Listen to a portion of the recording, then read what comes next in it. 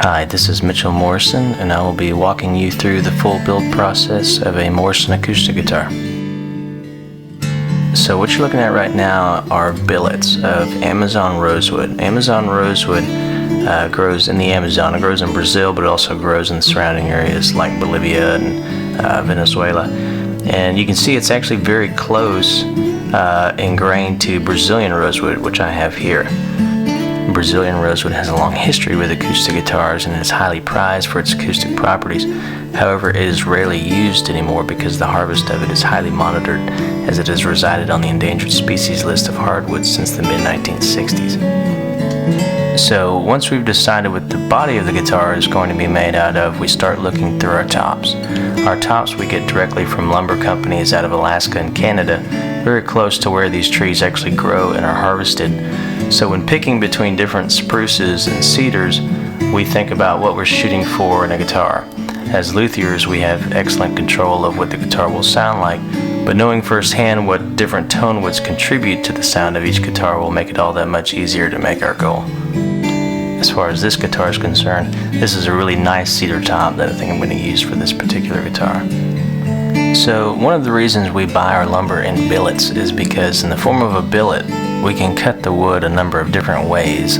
There may be something in the grain that we want to capture on a certain part of the guitar, or maybe something we want to avoid, like wormholes or knots or whatever.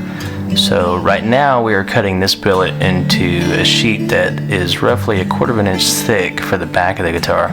The sides will be cut in a similar fashion, and with our planer we will take those sheets to a thickness of about 110 thousandths for the back and about 90 thousandths of an inch for the sides. It can be difficult to plane certain woods that are highly figured, like maybe curly maple or figured mahogany, but this Amazon rosewood does pretty well. Two sheets cut from the same billet creates what is called a book match. We'll study that book match under a clear template, and we can see what grain we will capture for the back of our guitar. From there we will run the two halves across our joiner, which cuts a perfectly flat and true edge into the side of each half, so when they glue together there's no gaps or anything.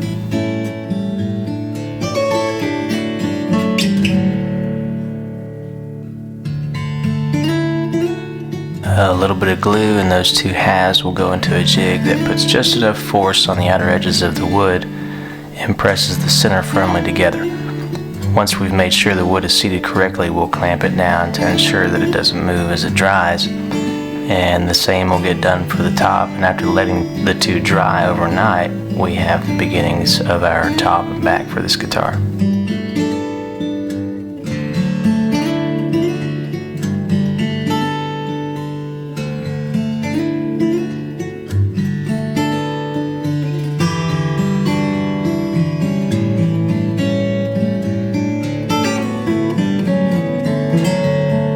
Coming out of the jig, there will be just a little bit of glue residue on the back and the top, and after just a little bit of quick sanding, we'll have a nice and true back and top.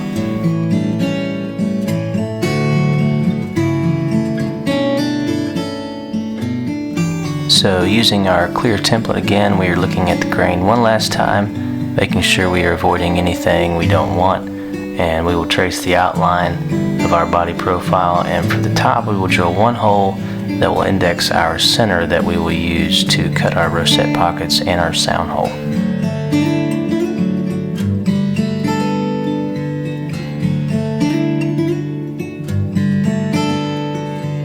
And using that indexing hole, we can center our routers using special jigs that we've made for each part of the process. In the past I've used our CNC machine for this kind of thing, which I'll talk more about later. But the CNC isn't nearly as fast or as accurate when it comes to cutting circles. We have 3 routers, one set up to cut an inner rosette, one set up to cut an outer rosette, and one to cut the sound hole. And using these routers that remain set up to perform this particular process, we get everything cut out in just a couple of minutes.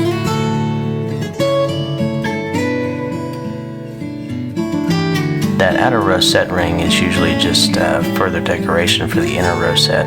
The inner rosette, we usually do a herringbone by default, but we can do abalone as well.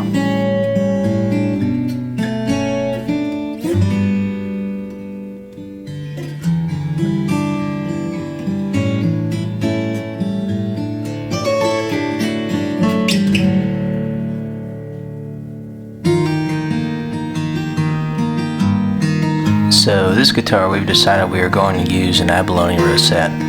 This will pair nicely with the abalone that we are going to use as purfling around the entire top.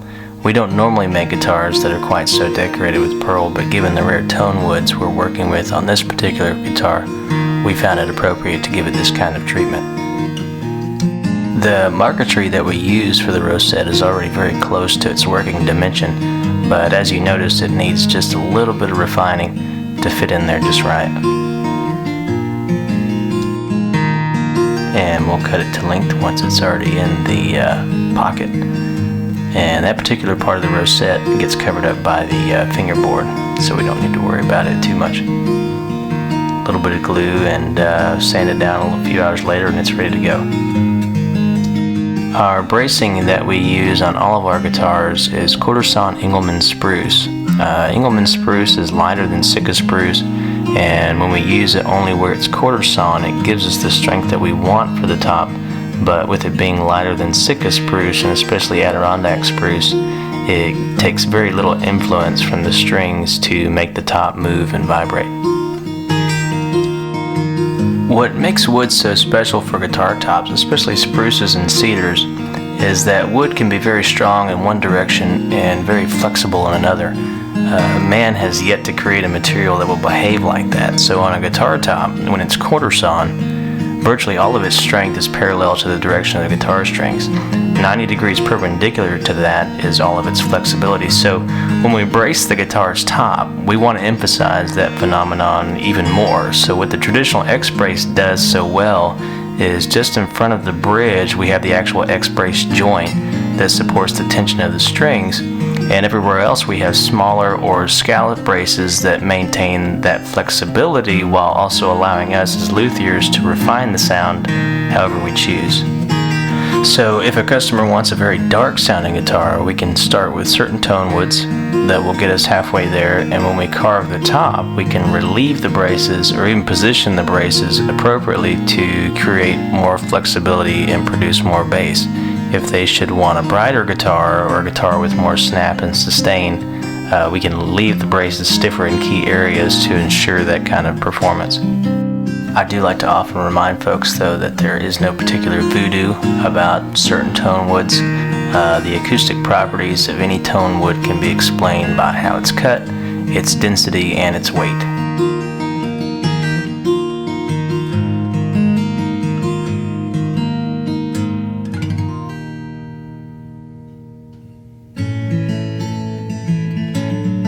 So if you've ever wondered how wood is bent, the short answer is steam. We soak our sides for a few minutes prior to sandwiching the wood between a heating blanket and two flexible metal slats and loading it all into what is known as a fox bender.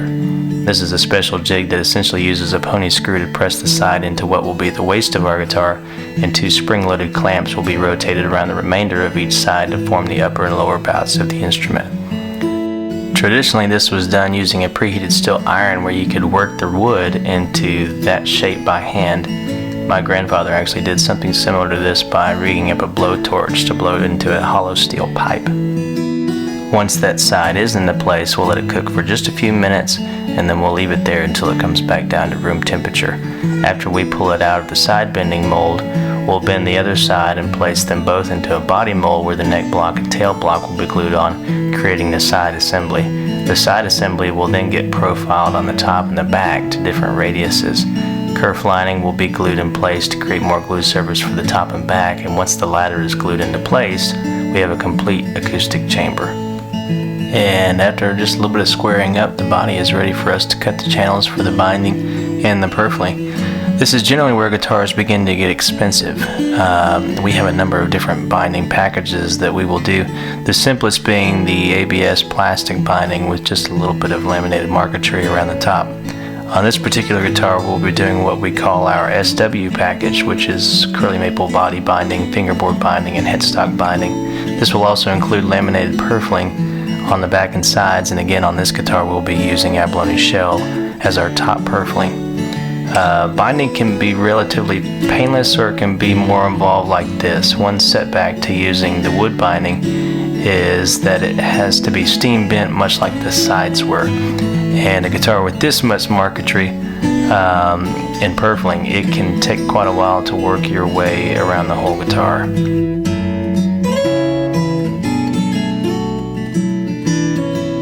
There's a lot of mitering and hand fitting that gets done to make sure that everything meets up the right way and sits like it should. But this is the art form. This is Lutherie.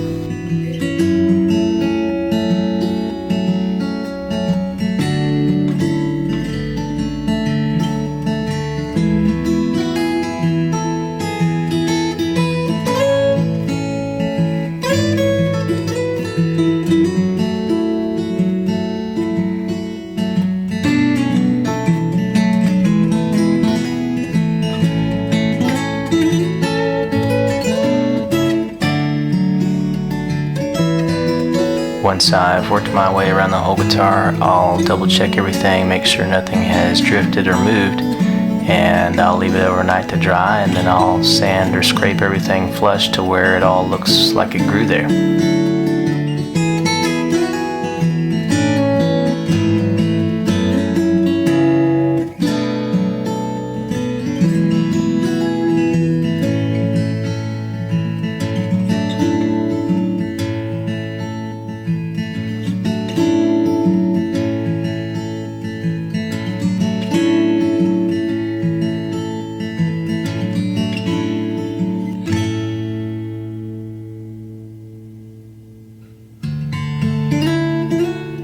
So our necks are made from old growth Honduras mahogany. We're lucky to find this wood in the form of billets when we can.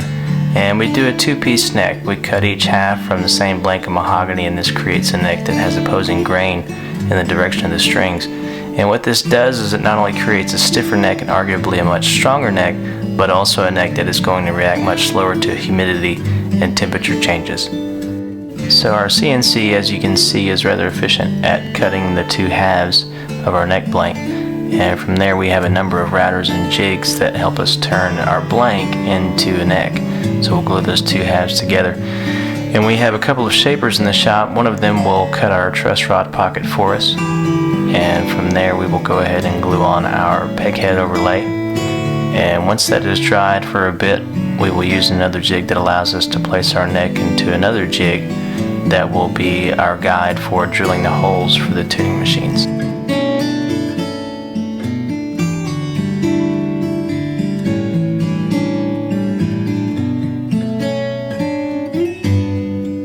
It certainly helps to be jigged up, as my old man would say.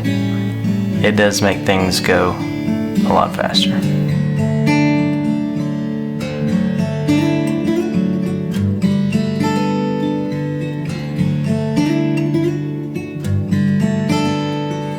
So once our neck blank is starting to look like a neck, we will employ a couple of specially made templates, one for the perimeter of the fingerboard. This will act as a guide for our other shaper that is set up with the flush cut bit, and two together will replicate this shape along the edge of the neck blank. It's a rather tedious process. You don't want to move too fast, but with a little finesse, this tends to be a very efficient and accurate way to do this.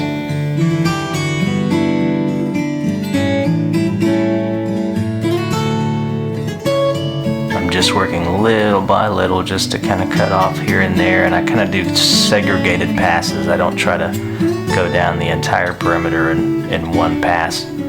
And from there we have a jig that will kind of rough in our heel of the neck, and it will just taper each side to pretty close to what the final shape of the heel will be. And from there we'll use another flush cut template to place onto our peg head. The template uses a couple of dowels that will fall right in place of existing tuner holes, and from there we'll take it to the shaper, and before too long we'll have pretty much a completed headstock. You get used to the shaper, you kind of start to learn which ways you can approach it, and certain grains can be problematic, but if you get used to it and you kind of know how to use it, it gets to be pretty efficient. And And this is a jig that I don't know where I came up with this. This is probably a result of extreme insomnia. But this is something that the neck blank will just pop right into. It'll get screwed in place on one end, clamped on the other end, and a round over bit with a router will pretty much rough in the overall shape of the neck. It's a lot easier and a lot quicker than using a hand carver, which I did used to use when I was a kid. So one pass on one side, and then we'll flip it over, and then we'll do the other side. And you know, it's not highly accurate, but we have ways of making sure that each neck is the same on the back end. And now that the neck is pretty well roughed in, we'll proceed to fit the heel of the neck to the body of the guitar. This is a rather complex angle. It's obvious that you don't want the neck to have a hump where it meets the body, or even a dip where it meets the body, but you don't want the neck to hit the body at such an angle that you have to have the bridge towards one side of the guitar just to ensure that all the strings end up on the fretboard. In addition to that, you're also already starting to look at the play action of the guitar, and you'll want to make sure that the neck approaches the body in just the right way so that the most minor of changes can be achieved with the most minor of adjustments to your saddle. And the last thing we have to do to the neck before we start making our fretboard is on this particular guitar, again, it's getting curly maple, and it gets bound much like the body does. And after that dries overnight, we'll come back and sand it out, and it'll look like it grew there. We use our CNC machine to actually radius our fingerboards for us, and once that's done, we'll have it cut our fret slots for us as well. This guitar is getting binding, so you can see it's cutting all the way across the board, but for guitars that don't get binding, we actually do a pocketed fret slot which stops just shy of the edge of the board, and it will get fretted much in the same way, and you don't see the tang of the fretboard. This creates a very smooth, almost fretless feel for the player.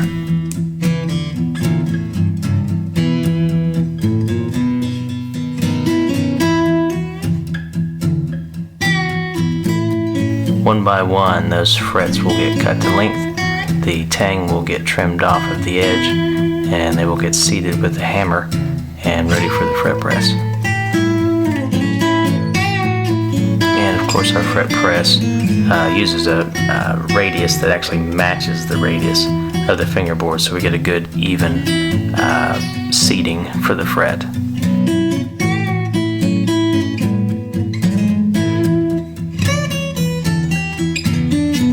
And once those frets are flushed up with the edge of the fingerboard, we will proceed to bring our neck to its final shape.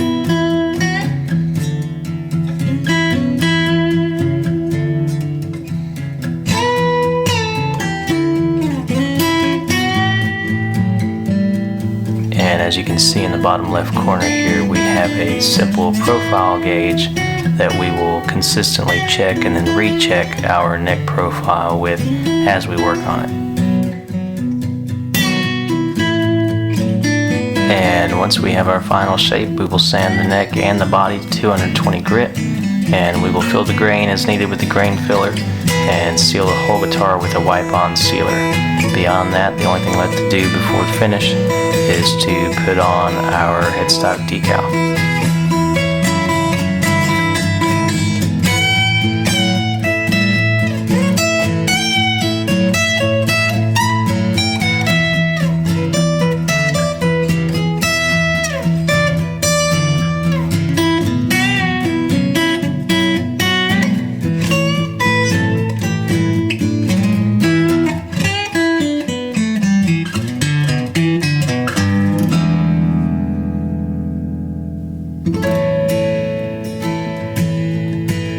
We use a traditional nitrocellulose lacquer finish for the finish on our guitars. Some builders in the industry have moved on from lacquer, some swear by it and what they say it contributes to the sound of the guitar. But we use it for its ability to go on very thin. Our finish is only about 4 mils thick, which is 4 1/1000ths of an inch.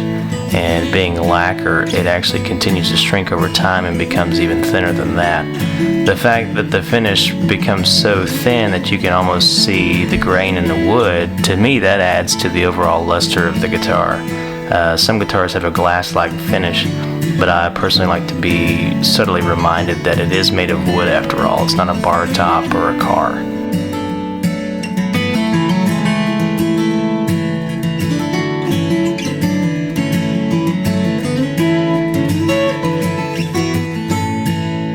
We'll put a number of coats on the guitar, let it dry, and sand it flat, as there will be dips in the finish where the natural wood grain exists. We'll lay a few more coats on there, sand it again, and then come back and do what is called a flash coat, which is mostly thinner.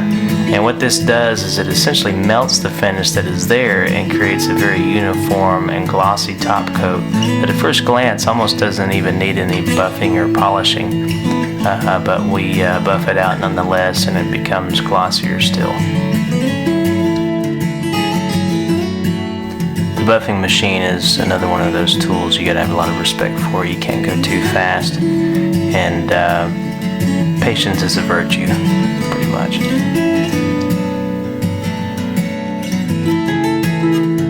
And once the body's buffed out, we'll move on to the neck. The neck we don't take to the buffing wheel, so we might use a little bit of 1000 grit sandpaper and then some special polish to get it nice and glossy. I guess I forgot to mention that before the guitar gets sealed, certain areas where we don't want any finish will actually get taped off, such as the fretboard, but also where the neck meets the body and where the bridge will later be glued on.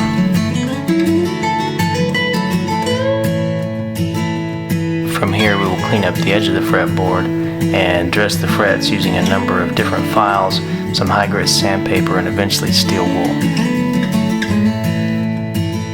And these are all little subtleties that really matter. It really makes a difference in the way the guitar feels in your hand.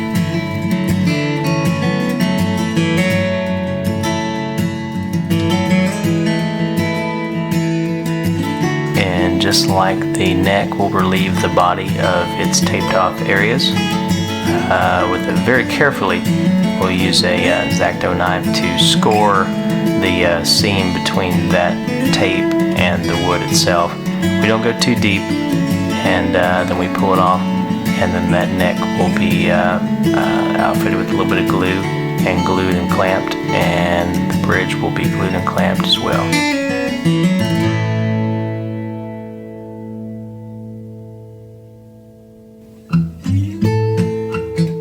After we've left everything to glue and dry overnight, we're ready to move on to setting up the guitar.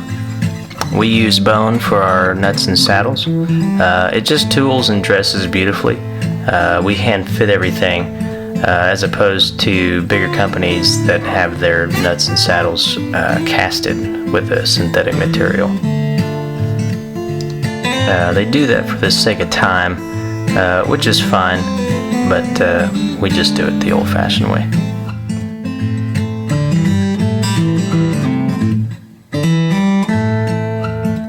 After I drill those bridge pin holes, I'll go back and with the countersink bit, I'll just relieve the edge of those holes just a little bit, just so those bridge pins sit in there nice and tight. From there, I'll hand cut a pick guard, scrape the edges just to bevel them just a touch, double check it to see that it matches the inner rosette ring, and then I'll move on to some of the fretwork. Again, we level and dress our frets the old-fashioned way. We've gotten a couple of questions about pluck machines over the years, and in reality those pluck machines are no different than CNC machines.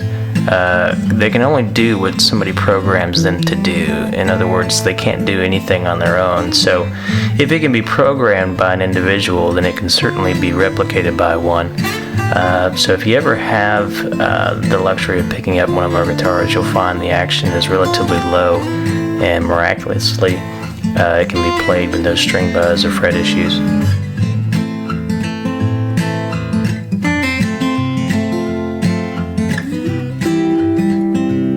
Just some final setting up I'm doing to the nut here, and once I'm done with that, I'll go back and give the whole guitar a good polish, and then I'll tune it back up to pitch and see what happens.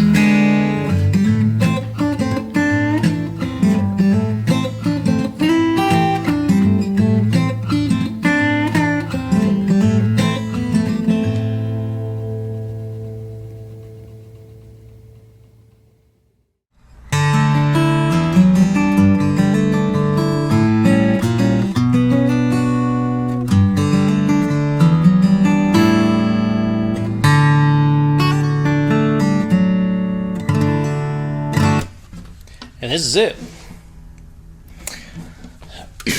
I'm actually not going to sit here and play too much. You've actually been listening to this guitar for the last 20 minutes or so.